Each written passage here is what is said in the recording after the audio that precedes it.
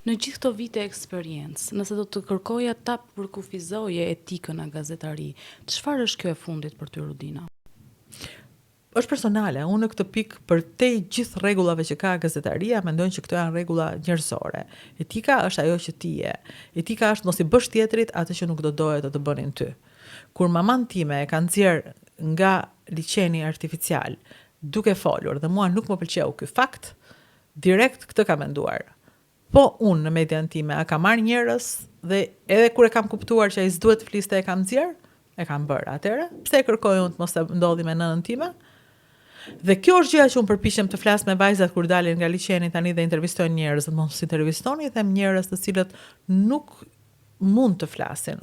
Edhe pse ty të pëlqen dhe do bëhet virale, nuk është e drejtë ja bësh atë fëmijës të tij dhe atij. Intervistoj njerëz që kanë diçka për të thënë, sepse ata në fakt kanë shumë për të thënë. Dhe nuk është e vërtetë që viralja shet.